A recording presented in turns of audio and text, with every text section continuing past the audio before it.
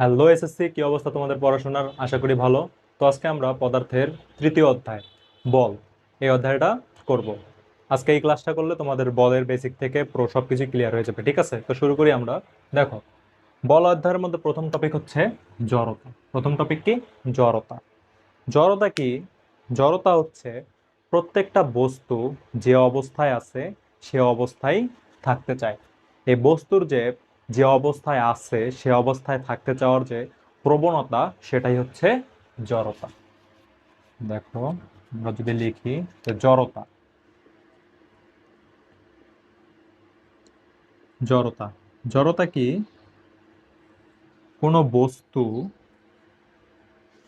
কোনো বস্তু যে অবস্থায় আছে, যে অবস্থায় আছে সেই অবস্থানে থাকতে চাওয়ার যে প্রবণতা, সেই অবস্থানে সেই অবস্থানে থাকতে চাওয়ার প্রবণতাকেই থাকতে চাওয়ার প্রবণতাকে জড়তা বলে।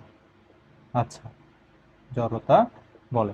অর্থাৎ একটা স্থির বস্তু, একটা বস্তু কি থাকতে পারে? স্থির থাকতে পারে আর গতিশীল থাকতে পারে, এই দুইটা অবস্থা।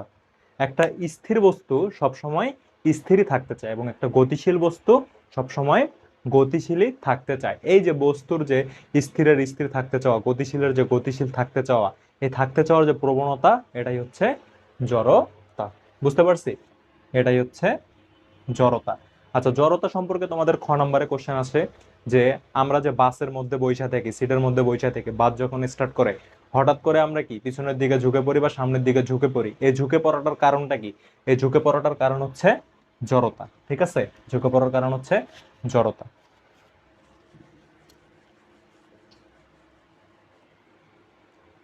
দেখো, তারপরের টপিক কি? নিউটনের প্রথম সূত্র।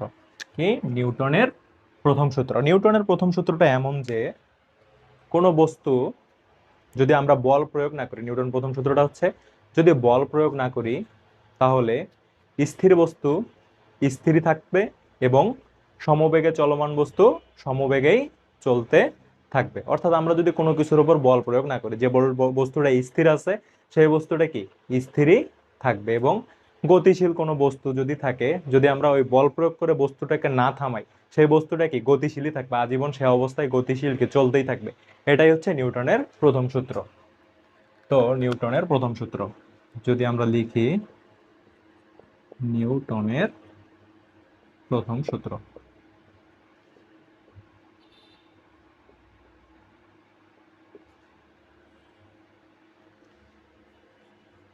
বল প্রয়োগ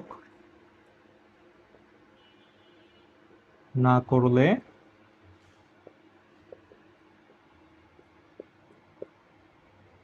বল প্রয়োগ না করলে স্থির বস্তু চিরকাল স্থিরই থাকবে, চিরকাল স্থির থাকবে এবং সমবেগে চলতে থাকা বা গতিশীল বস্তু গতিশীলই থাকবে। সমবেগে চলতে থাকা বস্তু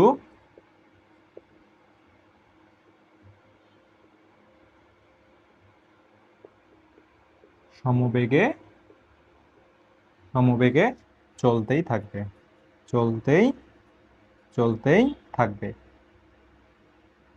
এটাই হচ্ছে নিউটনের প্রথম সূত্র। তো দেখো, এটাকে যদি আমি বিশ্লেষণ করি, কোন একটা স্থির বস্তু, এখন স্থির বস্তু, যে স্থির বস্তুটা আছে, ধরো যে একটা, ধরো তুমি একটা তোমার টেবিলের সাথে চেয়ার যে রাখছো, যে চেয়ারের মধ্যে বসে পড়াশোনা করো, এটা কি চেয়ারটাকে স্থির না? তুমি যদি বল প্রয়োগ না করো, চেয়ারটাকে যদি এভাবে হাত দিয়ে তুইলা না আনো, এ হাত দিয়ে যে তুইলা আনলা, এটাই তো বল। বল প্রয়োগ না করলে কি ওই চেয়ারটা স্থিরই থাকতো। অর্থাৎ বল প্রয়োগ না করলে স্থির বস্তু স্থির থাকবে, সমবেগে চলতে থাকা বস্তু সমবেগে চলতে থাকবে। আচ্ছা, এটা কিভাবে বিশ্লেষণ করব? ধরো যে কোনো কিছু একটা একটা ধরো যে তুমি কোনো কিছু নিক্ষেপ করছো মাটির মধ্যে, ধরো যে বেয়ারিং নিক্ষেপ করছো বা একটা বল একটা ঘুরাই দিছো। বলটা যাইতেছে সমবেগে বা যে কোনো একটা গতিশীল হইছে, যাচ্ছে যাচ্ছে যাচ্ছে। এখন যদি তুমি বল প্রয়োগ না করো তাহলে এটা আজীবন চলতেই থাকবে। একটা ধরো সাইকেল চলতেছে, সাইকেলটা চলতেই থাকবে, এটা চাকা ঘুরতেছে, সামনে যাইতেছে, এটা যাইতেই থাকবে যাইতেই থাকবে। এটা হচ্ছে নিউটনের প্রথম সূত্র। কিন্তু কি আমরা কি বাস্তব জীবনে এটা দেখি?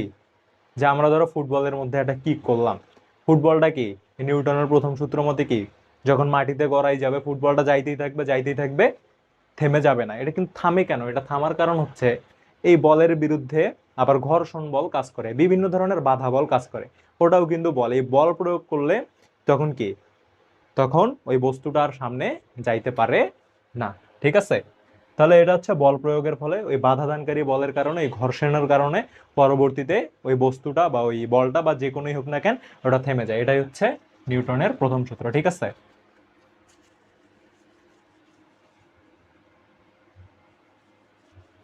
নিউটনের প্রথম সূত্র। তারপর দেখো বল। তারপর হচ্ছে বল। বল হচ্ছে যার প্রয়োগের ফলে স্থির বস্তু গতিশীল হয় এবং গতিশীল বস্তু তার বেগের পরিবর্তন করে। যার প্রয়োগের ফলে কোনো একটা বস্তু স্থির হয়ে আছে, আমি কিছু যার যেটা প্রয়োগ করছি স্থির বস্তুটাকে গতিশীল বানাই ফেলছি। ধরো এটা কোনো একটা বস্তু গতিশীল আছে, ধরো 20 কিলোমিটার/আওয়ার বেগে যাচ্ছে। গতিশীল বস্তু আমি যদি আরো বেশি বল বাড়াই দিই বা একটা বল প্রয়োগ করি, 20 থেকে কি 40 বানাইতে পারবো। তো কি যার প্রয়োগের ফলে স্থির বস্তু গতিশীল হয় এবং গতিশীল বস্তু তার বেগের পরিবর্তন করে, তাকেই বলা হয় বল। বল যার প্রয়োগের যার প্রয়োগের ফলে স্থির বস্তু গতিশীল হয়,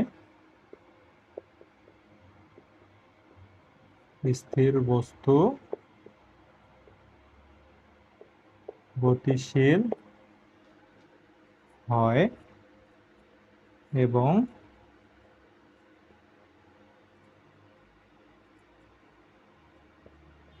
এবং এবং গতিশীল বস্তু এবং গতিশীল বস্তু তার বেগের পরিবর্তন ঘটে,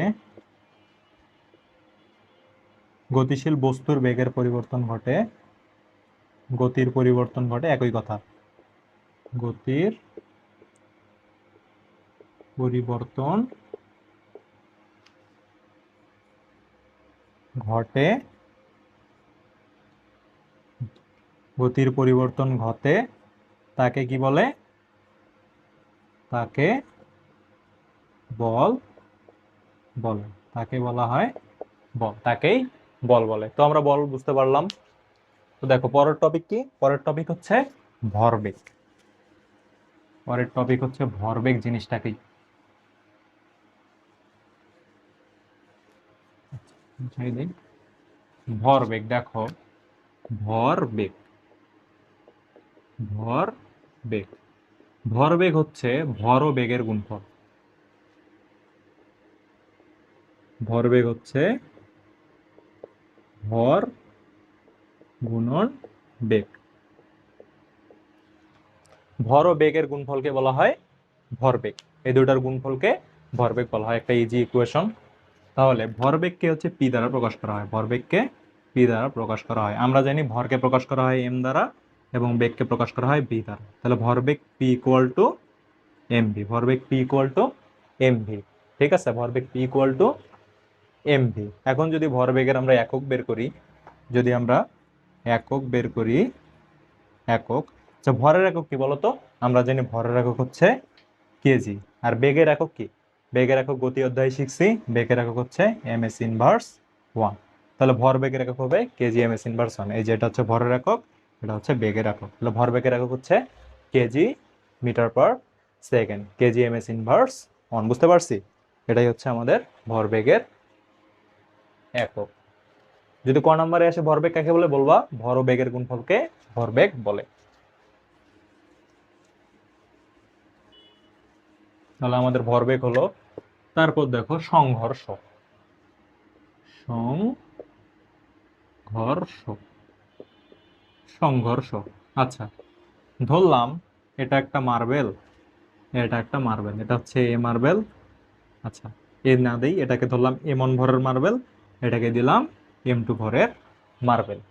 তো এই মার্বেলটার মধ্যে, আচ্ছা এই মার্বেলটা দিলাম, এটা বড় মার্বেল, আর এটা দিলাম একটা ছোট মার্বেল। এটার ভর হচ্ছে M1, এটার ভর হচ্ছে M2।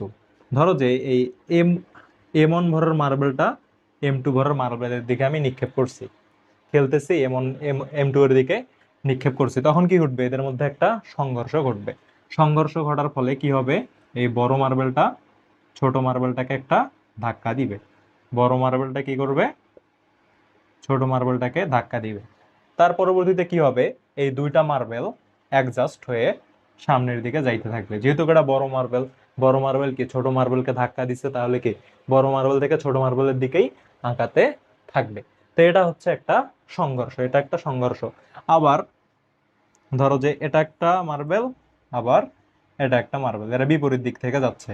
এটা এই দিক দিয়ে যাচ্ছে, এটা এই দিক দিয়ে যাচ্ছে। এটা হচ্ছে M1 ভরের, এটা হচ্ছে M2 ভরের। এই দুটা কি সংঘর্ষ করে, ধরো যে এটা এই দিকে ছিটকে গেল, এটা হচ্ছে এই দিকে ছিটকে গেল। এই যে ঘটনাটা ঘটলো, এটাই হচ্ছে সংঘর্ষ। এটাই হচ্ছে সংঘর্ষ, বুঝতে পারছি? এটাই হচ্ছে সংঘর্ষ। দেখো এই সংঘর্ষ, এই টপিকটা হচ্ছে 3 স্টার টপিক।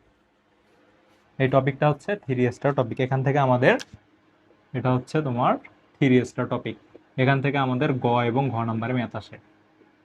সংঘর্ষ থেকে গ এবং ঘ নাম্বারে ম্যাথ আসে, গ এবং ঘ নাম্বারে ম্যাথ আসে।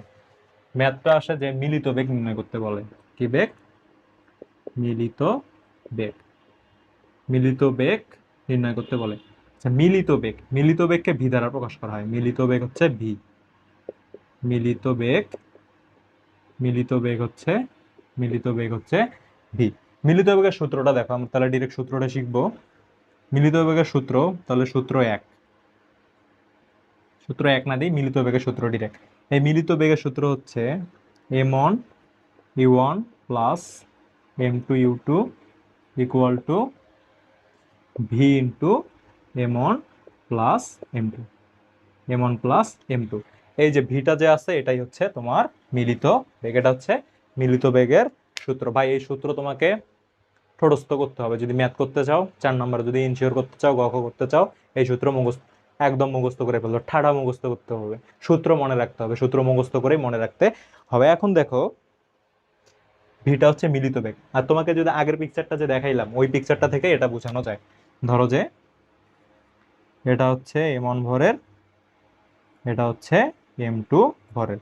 M1টা এদিকে ধাক্কা দিছে M2-র দিকে, পরবর্তীতে দুইটা কি অ্যাডজাস্ট হয়ে এই দিক থেকে আগাচ্ছে, এই দিক থেকে আগাচ্ছে।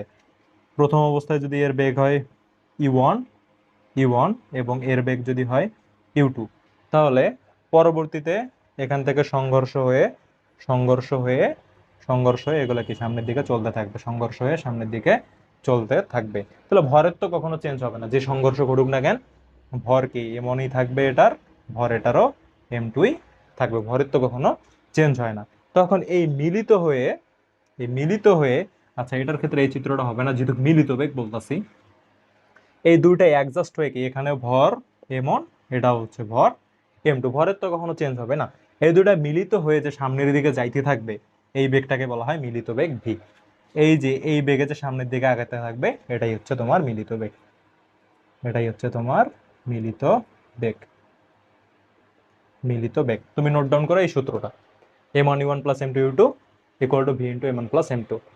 সূত্র ঠাড়া মুখস্থ করে ফেলবা, আমরা ম্যাথ করাবো, একটু পরেই ম্যাথ করাবো, দেখতে পারবা। তো মিলিত বেগের সংঘর্ষ করলাম।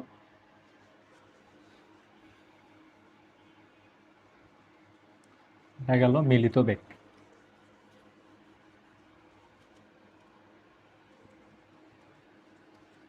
এখন দেখো আর এক প্রকারের সংঘর্ষ, আর এক প্রকারের সংঘর্ষ।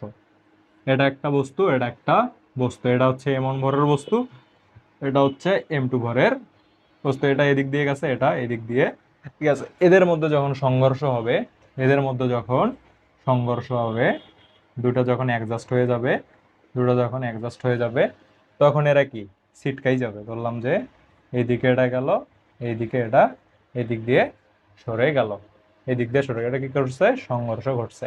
এই সংঘর্ষটা হচ্ছে বিপরীত দিকে ঘটছে। কি ঘটছে? বিপরীত দিক থেকে ঘটছে। M1 M2 দিকে ধাক্কা দিছে, M2 M1 এর দিকে ধাক্কা দিছে, এবং এক্ষেত্রে এটার বেগ হয়ে গেছে V1, এটার ক্ষেত্রে বেগ হয়ে গেছে V2, বেগ হয়ে গেছে V2। এক্ষেত্রে সূত্র হচ্ছে M1 U1 plus M2 U2 equal to M1 V1 plus M2 V2। M2 V2 এটাকে বলা হয় ভরবেগের সংরক্ষণশীলতার সূত্র। কি বলা হয়? ভরবেগের সংরক্ষণশীলতার সূত্র।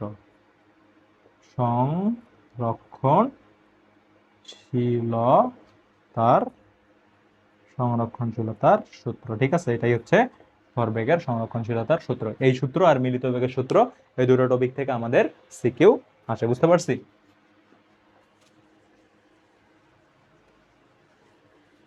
আচ্ছা, সংঘর্ষ সমাচার গেল। সূত্রগুলো আবার আমি সব স্টেপ ওয়াইজ লেখাই দিব, সব সূত্র কি কি সূত্র লাগবে না লাগবে সব লেখাই দিব। এই গেছে সংঘর্ষ। তারপর হচ্ছে ভরবেগ এবং শক্তির সংরক্ষণ নীতিমালা। ভরবেগ এবং শক্তির সংরক্ষণ নীতিমালা।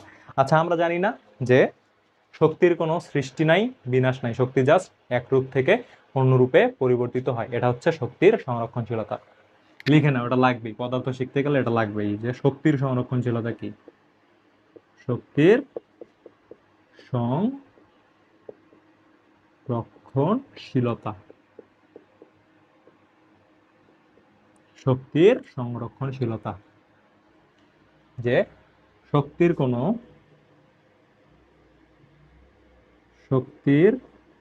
কোনো সৃষ্টি নাই এবং বিনাশও নাই। সৃষ্টি নেই এবং বিনাশ নেই, মানে শক্তি কখনো সৃষ্টিও হয় না এবং শক্তি কখনো ধ্বংসও হয়ে যায় না, বিনাশ নেই। শক্তি শুধু এক রূপ থেকে অন্য রূপে পরিবর্তিত হয়। শক্তি এক রূপ থেকে অন্য রূপে পরিবর্তিত হয়। এক রূপ থেকে অন্য রূপে পরিবর্তিত হয়। অন্য রূপে পরিবর্তিত হয়।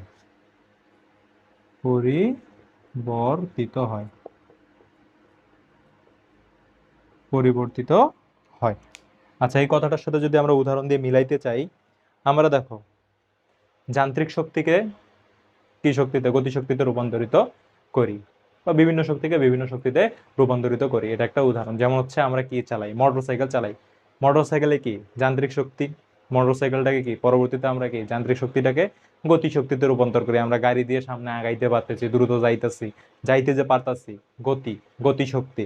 তো যান্ত্রিক শক্তি, মোটরসাইকেল ইঞ্জিনটার মাধ্যমে কি আমরা গতি পাইতেছি, এক জায়গায় যাইতে পারতেছি, এখানে যান্ত্রিক শক্তিটাকে গতিশক্তিতে রূপান্তর করছি। ঠিক আছে? এটাই হচ্ছে শক্তির সংরক্ষণশীলতা। এটা গেল শক্তির সংরক্ষণশীলতা। এখন হচ্ছে ভরবেগের সংরক্ষণশীলতা। ভরবেগের সংরক্ষণশীলতা বলতে হচ্ছে যে কোনো বস্তুর মধ্যে যদি সংঘর্ষ হয়, কিছুক্ষণ আগেই যেটা করলাম, ভর এবং আদি ভরবেগ যেটা পাবো, শেষ ভরবেগও ঠিক সেটাই পাবো। আদি ভরবেগের সমষ্টি এবং শেষ ভরবেগের সমষ্টি সবসময় সমান। এটাই হচ্ছে ভরবেগের সংরক্ষণশীলতা। ভরবেগের সংরক্ষণশীলতা, ভরবেগের সংরক্ষণশীলতা, সংরক্ষণশীলতা। ভরবেগের সংরক্ষণশীলতা মানে হচ্ছে আদি ভরবেগের যোগফল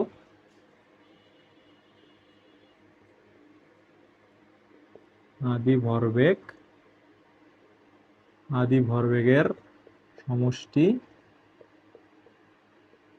শেষ ভরবেগের সমষ্টি সমান। তাহলে সমান শেষ ভরবেগের সমষ্টি। শেষ ভরবেগের সমষ্টি। ঠিক আছে? আদি ভরবেগের সমষ্টি, শেষ ভরবেগের সমষ্টি হচ্ছে ভরবেগের সংরক্ষণশীলতা। কিছুক্ষণ আগে যে সূত্রটা শিখলাম, যদি আদি ভরবেগ হচ্ছে M1 U1 এবং M2 U2 এবং শেষ ভরবেগ হচ্ছে M1 V1 plus M2 V2, এটা হচ্ছে ভরবেগের সংরক্ষণশীলতার সূত্র। দুটা বস্তুর মধ্যে যখন সংঘর্ষ ঘটবে। এটা হচ্ছে m1 ভরের বস্তু, এটা হচ্ছে m2 ভরের বস্তু। এর বেগ ছিল u1, এর বেগ ছিল u2। সংঘর্ষ হওয়ার পর এই দুটো বস্তু সিরাই গেল, এদিকে গেল আর একটা গেল এইদিকে। সেক্ষেত্রে ভর তো কখনো চেঞ্জ হবে না, এটা m1 m2ই থাকবে। এটা হয়ে যাবে v2 এবং এটা হয়ে যাবে v1, এটা হয়ে যাবে v2। এটা কি হয়ে যাবে v1, এটা হয়ে যাবে v2। তাহলে এই প্রথম অবস্থায় যে ভরবেগের সমষ্টি যত পাবো, এখানে যদি মানটা পাই 10, তাহলে এখানে সংঘর্ষের ফলে যে ভরবেগটা পাবো এই মানটাও পাবো 10, মানটাও পাবো 10। এটাই হচ্ছে আমাদের ভরবেগের সংরক্ষণশীলতা। বুঝতে পারছি? এটাই হচ্ছে ভরবেগের সংরক্ষণশীলতা। গেল। এবার দেখো নিউটনের দ্বিতীয় সূত্র এবং তৃতীয় সূত্র শিখবো। মোস্ট অফ ইম্পর্টেন্ট, নিউটনের দ্বিতীয় সূত্র এবং তৃতীয় সূত্র।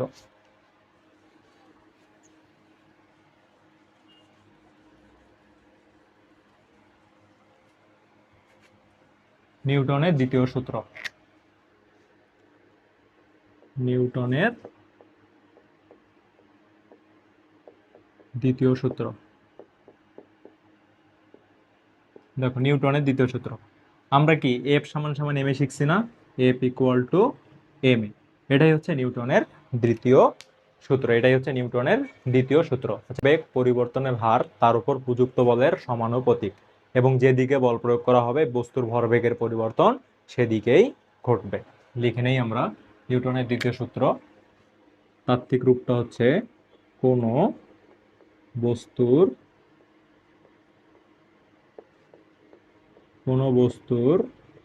ভরবেগ পরিবর্তনের হার, কোনো বস্তুর ভরবেগ পরিবর্তনের হার তার উপর প্রযুক্ত বলের সমানুপাতিক, তার উপর প্রযুক্ত বলের সমানুপাতিক।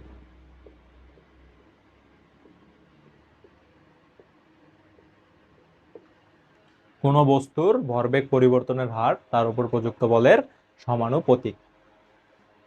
তারপর হচ্ছে যেদিকে বল প্রয়োগ করব ভরবেগের পরিবর্তন সেদিকে ঘটবে। কোনো বস্তুর ভরবেগ পরিবর্তন হয় তার উপর প্রযুক্ত বলের সমানুপাতিক, যেদিকে বল প্রয়োগ করা হবে, যেদিকে বল প্রয়োগ করা হবে বস্তুর ভরবেগের পরিবর্তন সেদিকে হবে, বস্তুর ভরবেগের পরিবর্তনও সেদিকেই ঘটবে, ভরবেগের পরিবর্তন সেদিকেই ঘটবে, সেদিকে ঘটবে। বুঝতে পারছি? ভরবেগের পরিবর্তন সেদিকে ঘটবে। এখান থেকে আমরা এফ সমান সমান এম এ শিখবো। এটাই হচ্ছে নিউটনের গতির দ্বিতীয় সূত্র, এফ সমান সমান এম এ। দেখো এফ সমান সমান এম এ আমরা কিভাবে নিয়ে আসবো, এফ সমান সমান এম এ কিভাবে নিয়ে আসবো। দেখো এ পর্যন্ত ঠিক আছে? ওকে।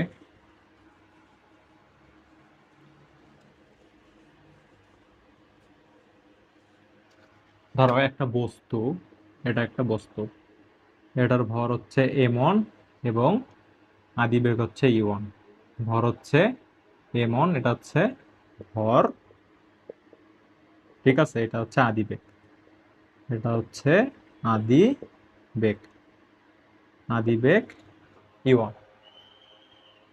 এবং কোনো বস্তুর ভরবেগ পরিবর্তনের হার, এবং পরবর্তীতে ভর তো কখনো চেঞ্জ হবে না, তাহলে এম ভর ধরলাম।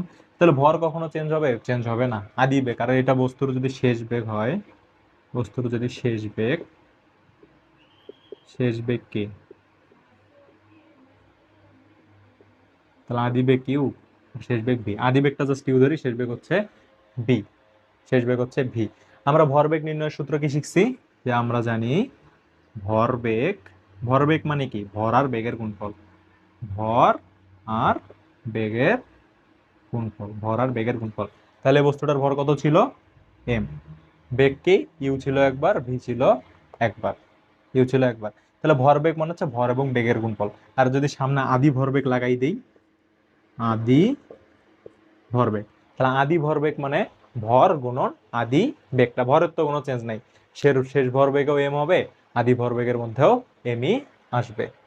তাহলে ভর আর বেগ হচ্ছে ইউ, এটা হচ্ছে আদি ভরবেগ। তারপর যদি আমরা শেষ ভরবেগ ধরি, শেষ ভরবেগ, তাহলে শেষ ভরবেগ কি হবে, এম তো আনচেঞ্জ এবং শেষ বেগ হচ্ছে ভি। তাহলে আমরা নিউটনের সূত্রটা কি শিখছি, কি বললাম কিছুক্ষণ আগে, কোন বস্তুর ভরবেগ পরিবর্তনের হার। তো পরিবর্তনের হার, এই কথাটা হার কথাটা যখন বলা হয় তখন মানে বোঝা যাচ্ছে সময় দ্বারা ভাগ করা, সময় দ্বারা ভাগ করা। ভরবেগের পরিবর্তন, পরিবর্তন মানে কি, ভরবেগের পরিবর্তন মানে পার্থক্যটা বের করতে হবে।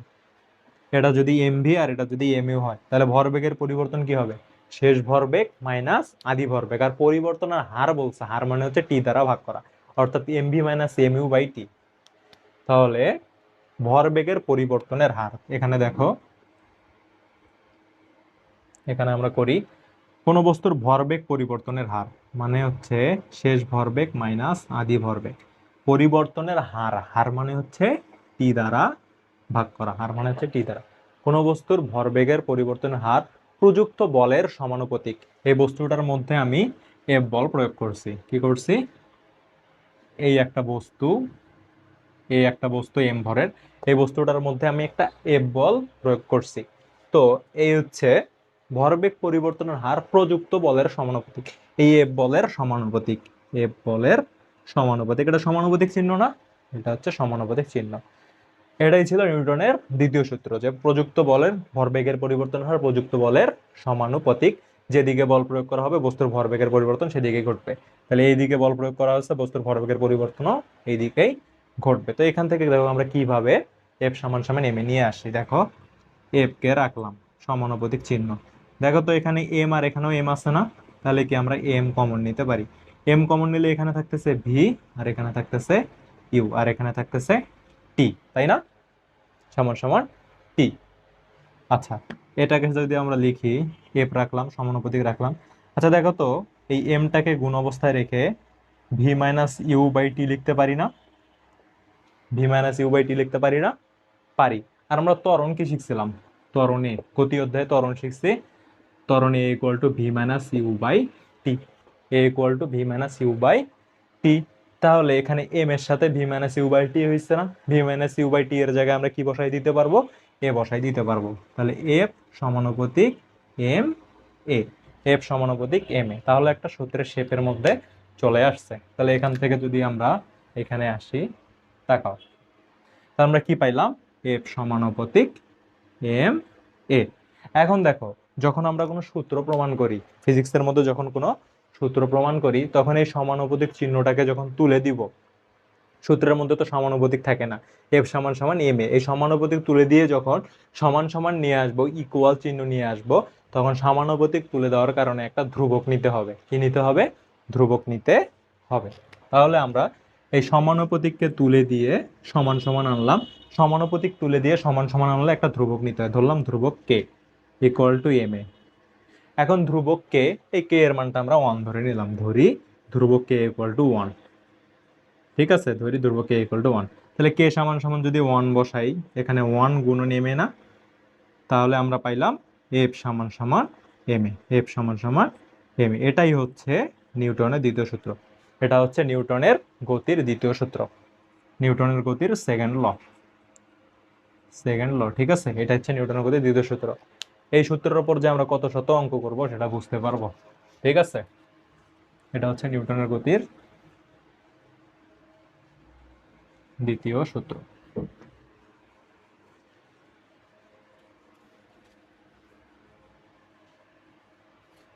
এটা গেল নিউটনের গতির দ্বিতীয় সূত্র, ঠিক আছে। তারপর দেখো মহাকর্ষ বল। মহাকর্ষ বল কি, মহাবিশ্বের মধ্যে অবস্থিত যে কোনো দুটি বস্তুর মধ্যকার যে বল তাকে বলা হয় মহাকর্ষ বল। কি মহাকর্ষ বল, আগের শ্রেণীতেও আমরা শিখছি মহাকর্ষ বল জিনিসটা কি।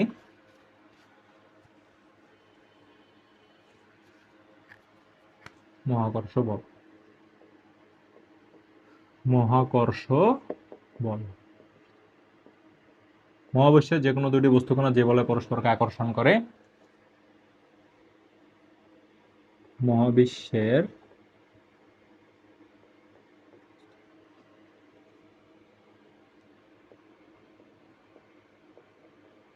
যে কোনো দুইটি বস্তুকণা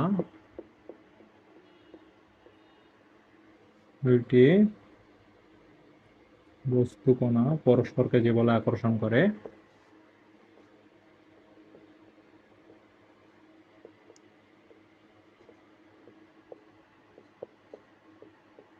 যে বলে আকর্ষণ করে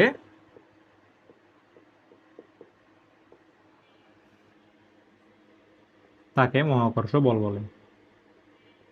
তাকে মহাকর্ষ বল বলে। দেখো, এগুলো সবকিছু টপিক হয়ে গেলে আমরা কিন্তু ডিরেক্ট সূত্র দিয়ে ম্যাথ করব। তাকে মহাকর্ষ বল বলে। তাকে মহাকর্ষ বল বলে। মহাকর্ষ বল কি? মহাবিশ্বের যে কোনো দুটি বস্তুকণার মধ্যকার যে বল, মহাবিশ্বের যে কোনো দুটি বস্তুকণার মধ্যে যে বল পরস্পরকে যে বলে আকর্ষণ করে, এটাকেই বলা হয় মহাকর্ষ বল। আমরা শিখছিলাম না আগের শ্রেণীতে, অষ্টম শ্রেণীতে যখন পড়ছি মহাকর্ষ বল, F equal to G m1 m2 by D square, m1 m2 by D square. এটা আমরা আগের শ্রেণীতেই শিখেছিলাম। যদি একটা বস্তু আর একটা বস্তু, এটা হচ্ছে m1 ভরের বস্তু, এটা হচ্ছে m2 ভরের বস্তু, এবং এদের মধ্যকার দূরত্ব যদি ডি হয়, তাহলে এদের মধ্যকার বল হচ্ছে F equal to G m1 m2 by D square. G হচ্ছে মহাকর্ষীয় ধ্রুবক। জি কি? এটা তেমন এই অধ্যায়ে লাগে না, জাস্ট বেসিক ক্লিয়ার করার জন্য। কর্ষীয়, জি হচ্ছে মহাকর্ষীয় ধ্রুবক। এটা হচ্ছে সার্বজনীন মহাকর্ষীয় ধ্রুবক। এটার মানটা আমাদের জানা লাগবে। মানটা হচ্ছে, এটা ঠুটস্থ করে ফেলবা, 6.673 গুণন 10 inverse 11 newton metre square KG inverse 2। Newton metre square KG inverse 2, এটা হচ্ছে মহাকর্ষীয় ধ্রুবকের মান। বুঝতে পারছি? এটা হচ্ছে মহাকর্ষ বল।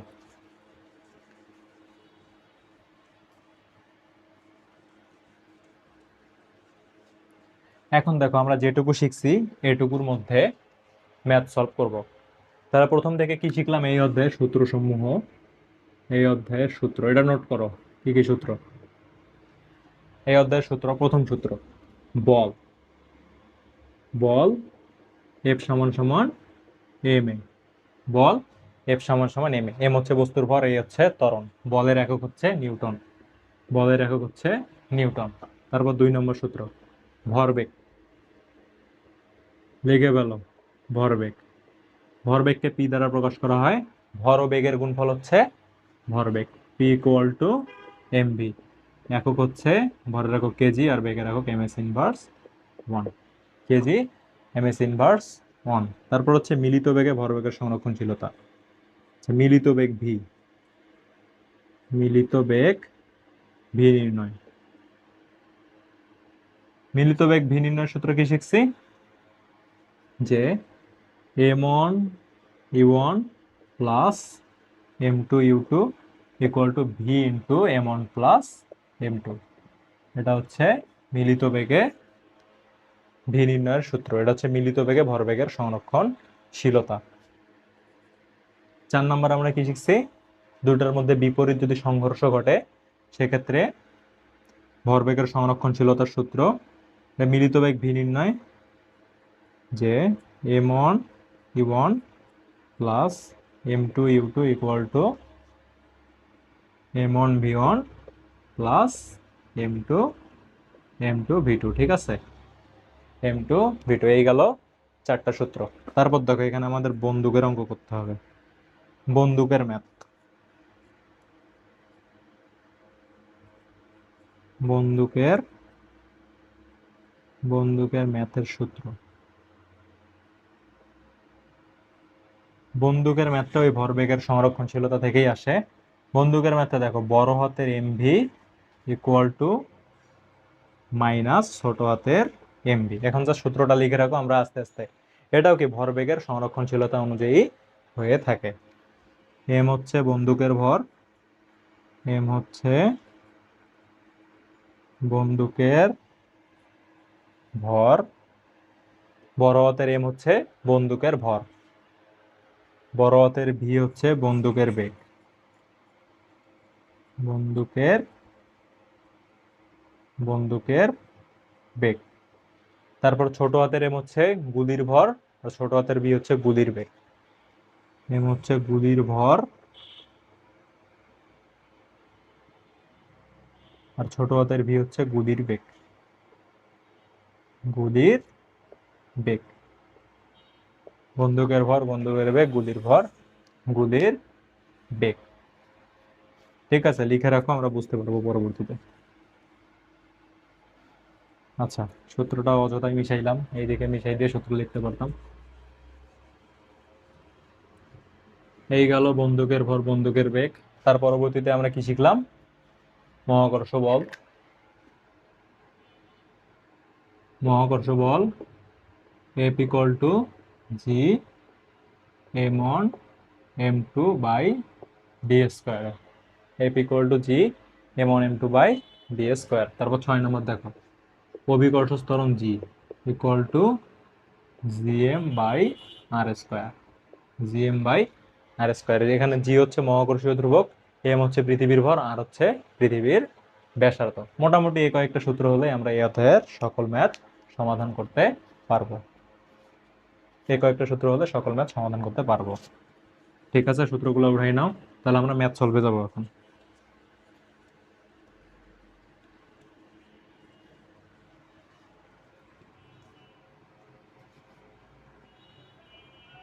ম্যাথ সলভে যদি যাই, দেখো আমার 1 নম্বর কোশ্চেনটা, এখানে আমি কোশ্চেনের পিডিএফটা দিয়ে রাখছি, যে 15 কেজি ভরের কোনো বস্তুর উপর 15 নিউটন বল প্রযুক্ত হলে ত্বরণ কত হবে। তো এখানে ডাটা কি কি দেওয়া আছে, এখানে 1 নম্বর কোশ্চেন, 15 কেজি ভরের কোনো বস্তুর উপর, তাহলে বস্তুর ভর, বস্তুর বস্তুর ভর এম ইকুয়াল টু কত, 15 কেজি। 15 কেজি ভরের কোনো বস্তুর ওপর 15 নিউটন বল প্রযুক্ত হলে ত্বরণ কত হবে। বলের মান কত, বল এফ সমান সমান 105 নিউটন, 15 না 105 নিউটন হলে ত্বরণ কত হবে, ত্বরণ হট, ত্বরণ কত হলো, ত্বরণ এ ইকুয়াল টু হট। দেখো আমাদের এখানে ত্বরণের মান বের করতে হবে। আমরা সূত্র কি জানি বলো তো? আমরা সূত্র জানি, দেখো এখানে এম আছে, এ নাই, এফ আছে, আমরা জানি এফ সমান সমান এম, ওই সূত্র দিয়ে করে ফেলতে পারবো। আমরা জানি আমরা জানি এফ সমান সমান এম এ, এফ সমান সমান এম। আমাকে কি বের করতে হবে, এ বের করতে হবে। তাহলে এম এটাকে এদিকে নিয়ে আসি, এফটাকে ওইদিকে পাঠাই। তাহলে এ ইকুয়াল টু কি হবে, এফ, এখানে এমটা গুণ অবস্থায় আছে না, ওইদিকে যদি পাঠাই দেই এমটা কি হয়ে যাবে, ভাগ হয়ে যাবে। তাহলে এটাই হবে আমার এর মান। এখানে এফ কত, 105 নিউটন, আর এম এর মান কত, এম এর মান হচ্ছে, সরি আমরা এম বের করব, তাহলে এমটাকে রাখবো লেফট সাইডে, তাহলে এখানে এম কে রাখবো, আর এই এখানে গুণ অবস্থায় আছে, ওইদিকে গেলে এ হয়ে যাবে ভাগ, হয়ে যাবে ভাগ। তাহলে এফ বাই এ, এফ এর মান কত, 105 বসাই, এ এর মান, এটাকে রাখি, তাহলে এফ ওইদিকে গেল আর নিচে গেল এম। এফ এর মান আছে 105, এম এর মান কত, 15, 105 বাই 15 যেটা হবে সেটাই হবে এর মান, সেটাই হবে এর মান।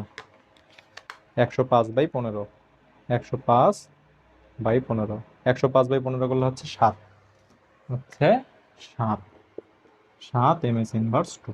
ঠিক আছে, এটাই হচ্ছে নির্ণেয় ত্বরণের মান, নির্ণেয় ত্বরণের। তারপর হচ্ছে 2 নম্বর প্রশ্ন। 2 নম্বর প্রশ্নে কি দেওয়া আছে, যে 50 কেজি ভরের একটি স্থির বস্তুর ওপর 100 নিউটন একটি বল 2 সেকেন্ড ধরে ক্রিয়া করে, এই সময় শেষে বস্তুটির বেগ কত হবে। যা যা ডাটা দেওয়া আছে ওই ডাটাগুলো আমরা লিখে ফেলি। ভর কত এখানে 50 কেজি ভরের একটি বস্তু, তাহলে বস্তুর ভর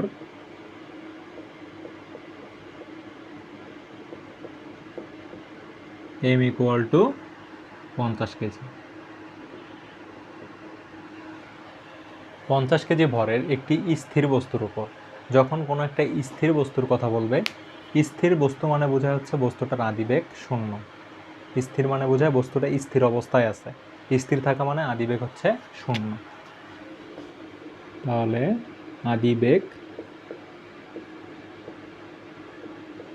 আদিবেগ u equal to 0 ms inverse 1। স্থির বস্তুর উপর 100 নিউটন একটি বল 2 সেকেন্ড ধরে ক্রিয়া করে, তাহলে বলের মান কত? বলের মান হচ্ছে 100 নিউটন। বল F সমান সমান হচ্ছে 100 নিউটন, 2 সেকেন্ড ধরে ক্রিয়া করে, তাহলে সময় t ইকুয়াল টু 2 সেকেন্ড। এ সময় শেষে বস্তুটির বেগ কত হবে? তা বস্তুটির এর সময়টা শেষে বস্তুটির বেগ চাইছে, তাহলে আদি বেগ যেহেতু 0 ছিল, বেগ চাইছে, তার মানে এখন শেষ বেগটাই চাইছে। শেষ বেগ v ইকুয়াল টু হট, শেষ বেগ v ইকুয়াল টু হট, শেষ বেগ v ইকুয়াল টু হট। তাহলে এখানে ডাটা m আছে, v আছে, u আছে, f আছে আর t আছে। এখান থেকে আমাকে শেষ বেগের মানটা বের করতে হবে, তাই তো? তো শেষ বেগের যদি আমরা মান বের করতে চাই, প্রথমে আমাদের ত্বরণের মানটা বের করে নিতে হবে। আমরা জানি যে f সমান সমান ma, এখান থেকে যদি আমরা a এর মানটা বের করে নিতে পারি, আমরা আবার জানি a equal to v minus u by t. এখানে a এর মান যদি বের করতে পারি, তাহলে a পাওয়ার 80 হলো, t এর মান উদ্দীপকে দেওয়াই আছে 2 সেকেন্ড, ইউ এর মানও দেওয়া আছে, তাহলে সেখান থেকে আমরা ভিটা বের করতে পারবো। এটা বের করার জন্য আমার প্রথমে কি লাগছে? এ লাগছে, তো আমরা এটাই বের করে নিব আগে, বের করে নিব। এই সূত্র দিয়েই আমরা এটা বের করব। আমরা জানি নিউটনের দ্বিতীয় সূত্র মতে আমরা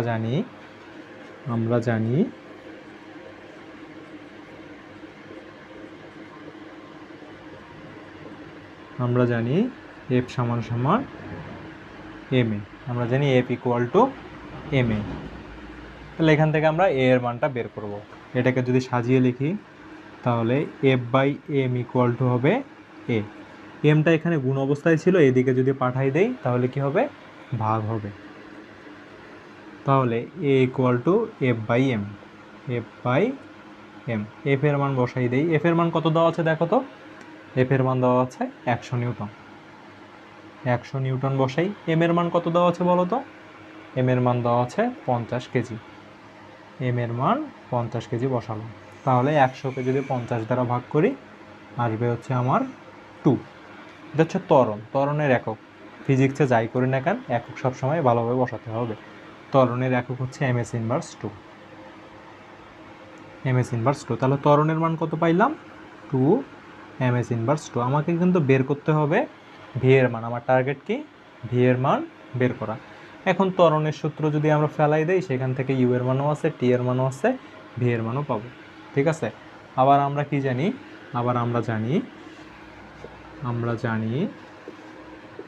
সূত্র জানি a equal to v minus u by t. এটা সূত্র জানি না? a equals to v minus u by t. তো সেখান থেকে আমরা সহজেই আমরা ভি এর মানটা বের করতে পারবো। এখানে টি ভাগ অবস্থায় আছে, এর সাথে গুণ করে দেই, তাহলে ভি মাইনাস ইউ। তাহলে মাইনাস ইউটা এখানে আছে, এদিকে পাঠাই দিলে প্লাস ইউ হয়ে যাবে, ইউ ইকুয়াল টু ভি। এটা আমরা ডিরেক্ট ভি এর সূত্র আকারে মনে রাখি যে V equal to U plus A T. এই সূত্রের মধ্যে বসাই দিলে জিনিসটা হয়ে যায়। এটাও আমরা সূত্র আকারেই মনে রাখি, গতি অধ্যায় শিখেছিলাম। ঠিক আছে? তো এখানে মান বসাই দেই যে ইউ কি ছিল? স্থির বস্তু ছিল। ইউ এর মান কত ছিল? 0। ইউ এর মান ছিল 0। তারপর হচ্ছে এ এবং টি এর গুণফল। এ এর মান আমরা কত বের করলাম? 2 বের করলাম। এ এর মান আমরা 2 বের করছি। এবং হচ্ছে টি, টি এর মান কত? 2 সেকেন্ড দেওয়া আছে। দেখো এখানে টি সময় 2 সেকেন্ড, সময় হচ্ছে 2 সেকেন্ড। তাহলে শূন্যর সাথে 2 গুণন 2, 2 দুগুণ হচ্ছে 4। বেগের একক কি? MS inverse 1।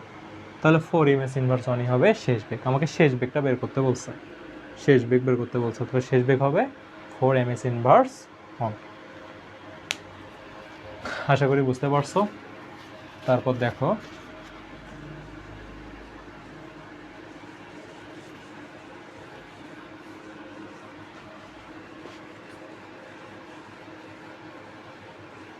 আমরা এই কোশ্চেনটারই 5 নাম্বারটা সলভ করব।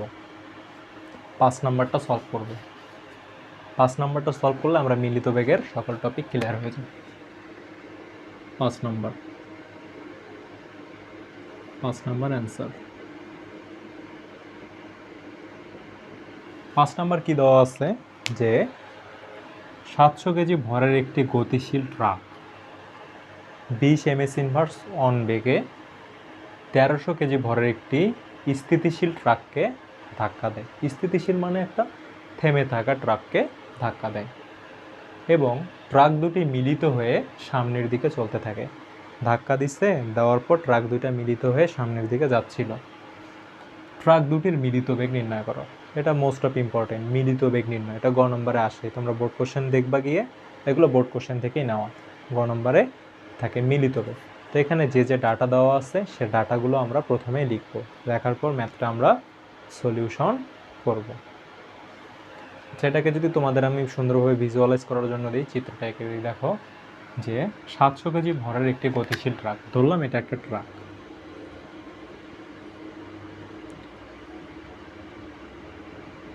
ঠিক আছে,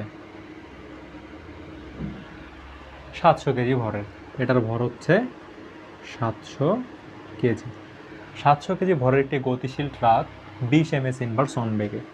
তাহলে এটার ভর এত, আর বেগ যেহেতু যাচ্ছে এটা হবে ইউ, প্রথম বেগ যেহেতু এটা হবে ইউ, তাহলে 20 এমএস ইনভার্স, খুবই কম বেগ, ঠিক আছে, 20 এমএস ইনভার্স আসতে যাচ্ছে। 1300 কেজি ভরের একটি স্থিতিশীল ট্রাককে, এখানে আর একটা ট্রাক দাঁড়াই আছে, এখানে আর একটা ট্রাক দাঁড়াই আছে, এটার ভর হচ্ছে 1300 কেজি। দেখো 1300 কেজি আমার কি 700 কেজির চেয়ে 1300 কেজির ট্রাকটাই ছোট হয়ে গেছে, ঠিক আছে। এটা কিন্তু পিকচারের ইরর হয়েছে, তোমরা পিকচারটা সঠিকভাবে বুঝে নিবে। এটা M1 ভরের, এটা M2। 1300 কেজি ভরের একটি স্থিতিশীল ট্রাককে, স্থিতিশীল ট্রাক মানে ট্রাকটা ওখানে দাঁড়াই ছিল, তো কোনো কিছু স্থিতিশীল স্থির দাঁড়াই থাকা মানে হচ্ছে তার বেগ হচ্ছে 0। তাহলে এটার হচ্ছে বেগ ইউ ইকুয়াল টু কী হবে? 0 এমএস ইনভার্স 1। এখন বলছে যে এই ট্রাকটা 700 কেজির ট্রাকটা, এই ট্রাকটাকে ধাক্কা দেয়। তো ধাক্কা যখন দেয় ট্রাক দুটি মিলিত হয়ে সামনের দিকে চলতে থাকে। এই যে ধাক্কা হইল না, যে ধাক্কা দেওয়ার পর এই দুইটা ট্রাক একসাথে হয়ে যাবে, দুইটা ট্রাক একসাথে হয়ে সামনের দিকে চলতে থাকবে। একটা স্থির ছিল আর একটা বাড়ি মারছে, তো বাড়ি মারার পর কি দুইটা সামনের দিকে চলতে থাকবে, ধাক্কা দেওয়ার পর সামনের দিকে চলতে থাকে। তো বলছে ট্রাক দুটির মিলিত বেগ, এই মিলিত হওয়ার পর যে বেগে তারা সামনের দিকে যাচ্ছে এটাই হচ্ছে মিলিত বেগ V.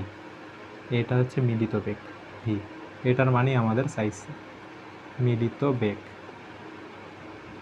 V equal to hot. তো এটা বের করার আমরা সূত্র শিখছি না? হ্যাঁ, সূত্র শিখছি। আমরা কি জানি? আমরা জানি, আসলে তোমরা পরীক্ষার খাতায় কীভাবে লিখবা, তোমরা আবার এই চিত্র আঁকতে যেও না, তোমাদের চিত্র আঁকতে হবে না, তোমরা জাস্ট লিখবা প্রথম ট্রাকের ভর M1 ইকুয়াল 700 কেজি, প্রথম ট্রাকের আদি বেগ q equal to 200 ms inverse 1, দ্বিতীয় ট্রাকের ভর 1300 কেজি, দ্বিতীয় ট্রাকটি স্থির ছিল অর্থাৎ U equal to 0 M S inverse 1, মিলিত বেগ ভি ইকুয়াল টু হট। দেন আমরা জানি সূত্র বসাই দিয়ে বাকিটা করে ফেলবো, ঠিক আছে, চিত্র আঁকতে হবে না। আমরা জানি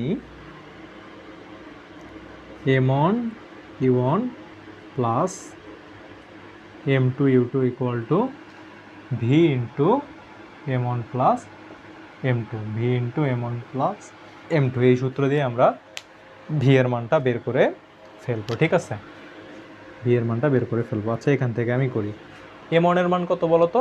700। M1 এর মান হচ্ছে 700। তারপর হচ্ছে U1, এটাকে ধরি U1 এবং পরেরটাকে ধরি U2। U1 এর মান কত? 20 ms ইনভার্স 1, ঠিক আছে, M1 U1 plus M2 U2, M2 এর মান কত বলো তো? 1300। আর হচ্ছে U2, U2 এর মান কত দেওয়া আছে? 20 ms ইনভার্স 1, 20 ms ইনভার্স 1। তারপর হচ্ছে V into M1 plus M2, এই ভিটাই আমাকে বের করতে হবে। V into M1 plus M2, M1 এর মান কত? 700, M1 এর মান হচ্ছে 700। আর M2 এর মান কত? M2 এর মান হচ্ছে 1300 কেজি, M2 এর মান হচ্ছে 1300 কেজি। এখান থেকে আমরা ভিটা ক্যালকুলেশন করলেই বের করতে পারবো। তাহলে এটাকে যদি ক্যালকুলেশন করি, হাতে হাতেই ক্যালকুলেশন করা যাচ্ছে। 700 আর 20, তাহলে 7 দুগুণা 14, এখানে 2টা শূন্য, এখানে একটা শূন্য, 3টা শূন্য, প্লাস এই 13 গুণন 2 করলে 26, এখানে 2টা শূন্য, এখানে একটা শূন্য, তাহলে 3টা শূন্য। ক্লিয়ার? তারপর হচ্ছে ভি, এটা যদি যোগ করি 1300 আর 700, 7 আর 3 10, তাহলে হবে এখানে কত হবে? 1300 আর 700 হবে কত? 2000। 1300 আর 700 হবে 2000, বুঝতে পারছি? 2000। তো এটাকে যোগ করে দিব, যোগ করে এটা দিয়ে ভাগ করে দিব। যোগটা যদি করি, ক্যালকুলেটর ইউজ করি আমরা, 1400, ঠিক আছে, 1400 না, 14000 প্লাস 26, 3টা শূন্য, ঠিক আছে, এটা হচ্ছে 4টা শূন্য, ঠিক আছে, 40,000 ইকুয়াল টু, দেখো তো ভি এর সাথে এই 2000 গুণ অবস্থায় আছে না? তাহলে ভি এর সাথে, আচ্ছা পরের লাইনে করি, ভি ইন্টু 2000, ভি ইন্টু 2000। তাহলে চাইলে আমরা ভিটাকে লিখলাম, ভি এখানে গুণ অবস্থা আসে, 4000-এর নিচে কী হয়ে যাবে? ভিটা ভাগ হয়ে যাবে, ভাগ হয়ে যাবে 2, 3, 4, ঠিক আছে। গুণটাকে ভাগ করে দিলেই আমরা ভি এর মান পাবো। এই ক্যালকুলেশন তো বুঝতে পারছো। তাহলে এটাকে আমরা 2000 দিয়ে ভাগ করব, ভাগ করলে হচ্ছে 20 আসে, ভাগ করলে কত আসে? 20। তাহলে ভি এর মান হচ্ছে 20 ms ইনভার্স 1। এটাই হচ্ছে মিলিত বেগ। এই বেগেই তারা সামনের দিকে যেতে থাকবে। বলছে ট্রাক দুইটির মিলিত বেগ নির্ণয় করো, এটাই হচ্ছে ট্রাক দুইটির মিলিত বেগ। অতএব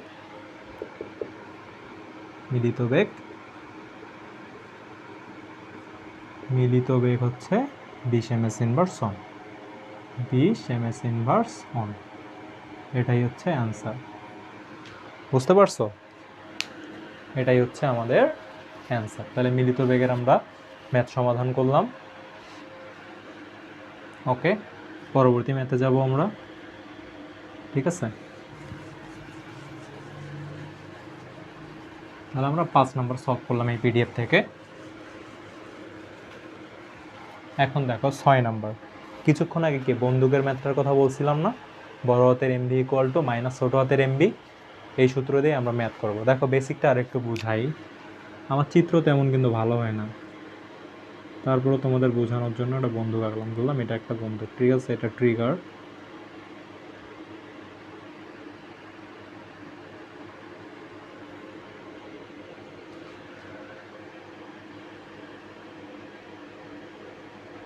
ঠিক আছে, এটা একটা বন্দুক। ফ্রি ফায়ার যারা ভালো খেলো, ফ্রি ফায়ার যারা খেলো তারা বুঝতে পারবো বন্দুক কেমন, বিভিন্ন প্রকারের বন্দুক তারা জানো, ঠিক আছে। এটা ধরলাম একটা যে বন্দুক, এই বন্দুকের ভিতরে কি থাকে? গুলি থাকে, বন্দুকের ভিতরে গুলি থাকে। তো আমরা যখন ফায়ার করি, আমরা তো করি না, আর্মি পুলিশ, হ্যাঁ, যারা বন্দুক ইউজ করে আর কি, গুন্ডা পান্ডারা যখন ফায়ার করে, এই বন্দুক থেকে যে গুলিটা বেরোইল, ঠিক আছে, আচ্ছা এটা হচ্ছে একটা গুলি, ঠিক আছে, বন্দুক আর গুলি, আমরা সূত্র কি শিখছি? বড় হাতের এমভি ইকুয়াল টু ছোট হাতের এমভি। তো দেখো এই বন্দুকের ভরকে বলা হয়, এই যে পুরো বন্দুকটা আছে, এই বন্দুকের ভর হচ্ছে এম দ্বারা প্রকাশ করা হয়, এম দ্বারা এই বন্দুকের রাইফেলটার ভরকে প্রকাশ করা হয়। এম হচ্ছে বন্দুকের ভর। তারপর হচ্ছে এই গুলিটা আছে না, এই গুলিটার ভরকে ছোট হাতের এম দ্বারা প্রকাশ করা হয়। ছোট হাতের এম ইকুয়াল টু যেটা বন্দুক থেকে বের হয় সেটাকে বলা হয় গুলি, গুলির ভর,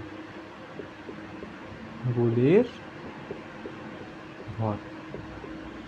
এখন দেখো গুলি, বন্দুক থেকে যখন গুলিটা বের হবে অবশ্যই তো গুলির একটা বেগ আছে, দ্রুত যাচ্ছে, চলে গেল সেকেন্ডের মধ্যে, এটা তো বেগে তো যাচ্ছে। এই গুলির বেগটাকে ছোট হাতের ভি, এই ছোট হাতের ভিটা হচ্ছে গুলির বেগ। এখন দেখো ভাইয়া, তোমাকে যদি বলি এই বন্দুকটারও একটা বেগ আছে, বন্দুকটারও একটা বেগ আছে, এখন তুমি কোশ্চেন করতে পারো বন্দুকের আবার কেমনে বেগ? বন্দুক তো আমি ধইরা থাইকা গুলি করে দিলাম, গুলি সামনের দিকে গেছে, গুলির বেগ। আচ্ছা, যারা বন্দুক আসলে যারা বন্দুক ইউজ করে, রাইফেল যারা, যখন বন্দুক থেকে গুলিটা বের হয় তাহলে দেখবা তোমরা ভিডিও ফুটেজগুলোর মধ্যে পিছনের দিকে কি বন্দুকটা একটা ধাক্কা মারে, পিছনের দিকে ধাক্কা মারতেছে, তাহলে এটাও একটা বেগ, ধাক্কা। এটা হচ্ছে পিছনের দিকে একটা বেগ, এটাকে বলা হয় বন্দুকটার পশ্চাৎ বেগ বা শেষ বেগ, বন্দুকের পশ্চাৎ বেগ। এটাকে বড় হাতের ভি দ্বারা প্রকাশ করা হয়, বড় হাতের ভি দ্বারা প্রকাশ করা হয়। এটা হচ্ছে বন্দুকের বেগ, বন্দুকের, এটাই হচ্ছে বন্দুকের বেগ।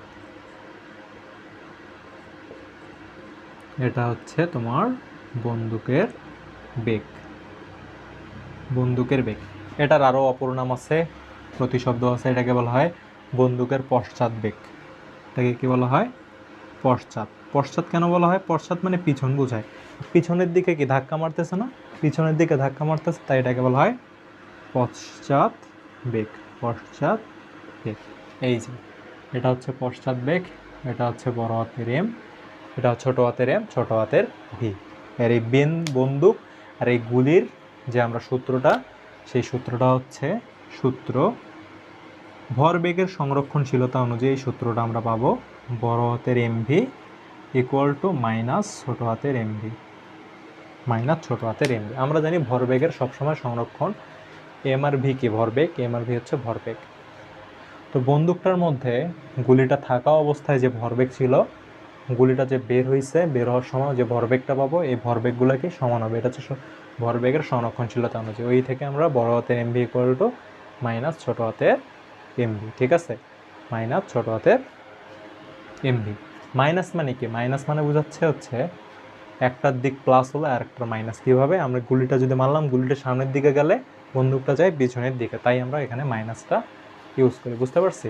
তো আমরা এখন ম্যাথটার মধ্যে যাব। এখন আমরা তাহলে এই বেসিকটুকু জানা থাকলে আমরা ম্যাথটা করতে পারবো ইজিলি, ইজিলি আমরা ম্যাথটা করতে পারবো। 6 নাম্বার ম্যাথ, 6 আনসার।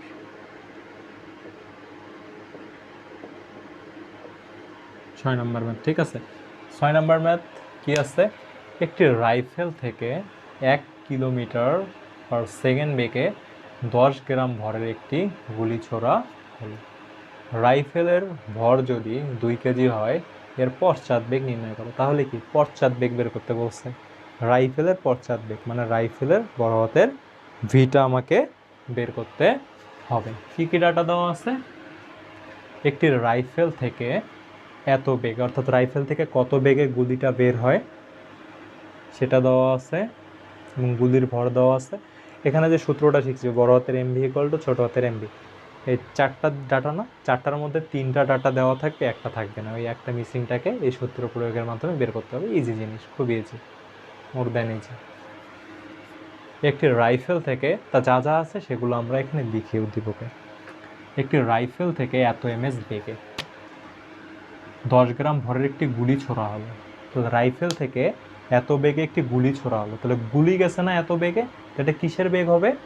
রাইফেলের বেগ হবে না, কিন্তু গুলির বেগ। রাইফেল থেকে গুলি ছোড়া হয়েছে, তাহলে গুলিটা যাচ্ছে, ওটা হবে কিসের বেগ? গুলির বেগ, গুলির বেগ।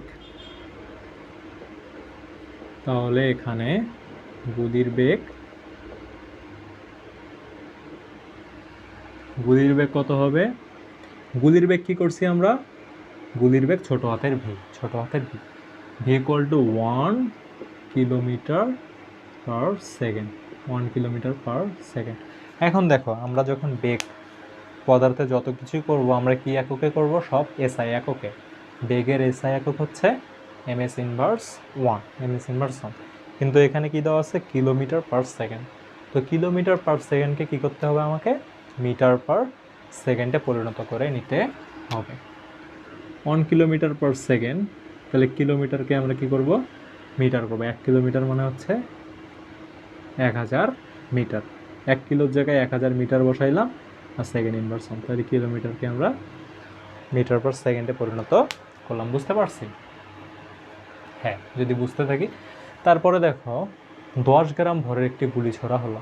10 গ্রাম ভরটা কার ভর, গুলির ভর। তাহলে গুলির ভর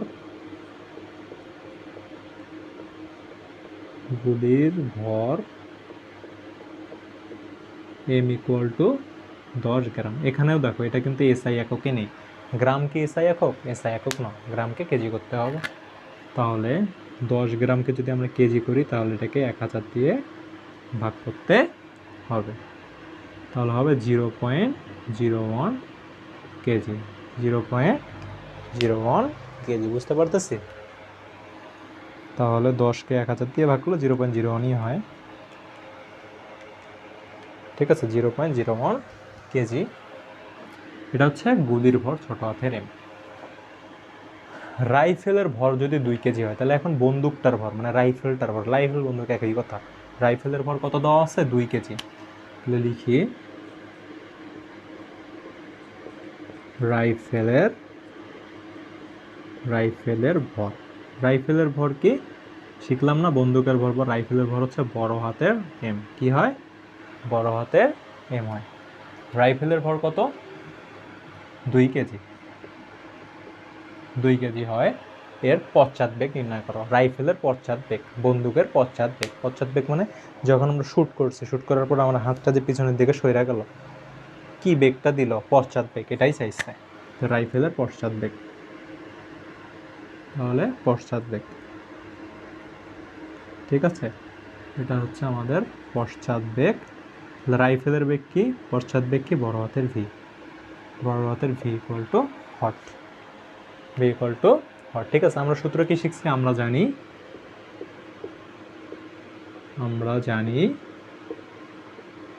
বড় হাতের M V equal to minus ছোট হাতের এম ভি। তাহলে এখানে জাস্ট এখন যদি মান বসাই দেয় তাহলে সলভটা করতে পারবো। বড় হাতের এম ভি, এম এর মান কত, 2। ভি এর মান কত, ভি এর মানটাই আমরা বের করব। মাইনাস ছোট হাতের এম মানে হচ্ছে গুলির ভর, হচ্ছে 0.01। আর ছোট হাতের ভি হচ্ছে গুলির বেগ। গুলির বেগ কত, 1000। গুলির বেগ হচ্ছে 1000। এখান থেকে আমরা ভিটা ক্যালকুলেট করলে বের করতে পারবো। তাহলে ভি কি হবে, এই দুটার গুণফল বাই 2। ঠিক আছে, মাইনাস 0.01 গুণন 1000 বাই 2। তাহলে ভি এর একটা ঋণাত্মক মান আসবে। তো আমরা এটা বের করে ফেলি। 0.01 গুণন 1000 হয় হচ্ছে 10, উপরে হয় 10, নিচে হচ্ছে 2। তাহলে মাইনাস 10/2। তাহলে ভি এর মান কত পাবো, ভি এর মান হচ্ছে -5 বেগ। তাহলে এমএস ইনভার্স 1, বেগের একক হচ্ছে এমএস ইনভার্স 1। দেখো তাহলে মাইনাস, এখানে যে মাইনাস আসলো, বেগের মান হচ্ছে মাইনাস দ্বারা কি বোঝায়, মাইনাস দ্বারা বোঝায় হচ্ছে বিপরীত দিকে। গুলি যে দিক দিয়ে বের হয়েছে তার বিপরীত দিকে। এখানে ঋণাত্মক চিহ্ন কি, বিপরীত দিক নির্দেশ করে, ওটা আমরা বলে দিব। যখন আমরা বন্দুকের পশ্চাৎ বেগ লিখবো তখন মাইনাস লিখতে পারবো না, আর যদি বলি বন্দুকের বেগ তখন -5 লিখতে পারবো। এখানে কি ঋণাত্মক চিহ্ন, বিপরীত দিক। তাহলে বন্দুকের পশ্চাৎ বেগ,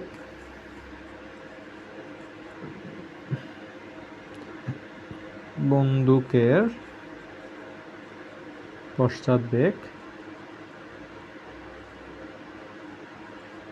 দেখো বন্দুকের পশ্চাৎ বেগ হবে 5 ms ইনভার্স 1, 5 ms ইনভার্স 1। এখানে মাইনাসটা হচ্ছে বিপরীত দিক নির্দেশ করে। এখানে লিখে দিব, এখানে মাইনাস চিহ্ন, এখানে মাইনাস চিহ্ন বিপরীত দিক নির্দেশ করে। এখানে মাইনাস চিহ্ন, বিপরীত বিপরীত দিক নির্দেশ করে, বিপরীত দিক নির্দেশ নির্দেশ করে। ঠিক আছে, বিপরীত দিক নির্দেশ করে। তো আশা করি বুঝতে পারছো। তো আজকের ক্লাসটা আমি আর দীর্ঘায়িত করব না, আজকে এ পর্যন্তই। তো পরবর্তী তোমরা কোন টপিকের ওপর ক্লাস চাও আমাকে জানাইও কমেন্টের মধ্যে। আর এই অধ্যায়ের এগুলা বেসিক থেকে সব কিছুই, পরবর্তীতে আমরা এই অধ্যায়ের জাস্ট সিকিউ সলভ করবো। বোর্ড কোশ্চেনের মধ্যে আসা, এগুলো বোর্ডেরই আসা সিকিউ, জাস্ট বোর্ড স্ট্যান্ডার্ড। তখন আর এগুলো বেসিক শেখাবো না, তখন জাস্ট সূত্রগুলো দেখাই দিয়ে জাস্ট আমরা বোর্ড কোশ্চেনগুলো সলভ করবো। তো এই পর্যন্তই, ভালো থাকো সবাই, ওকে।